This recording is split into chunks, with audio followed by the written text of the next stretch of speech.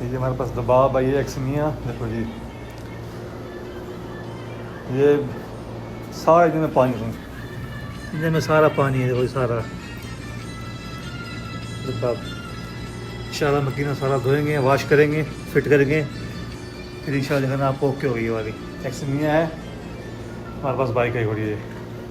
और next video बताएंगे हम आपको क्या करना है, बाकी क्या है।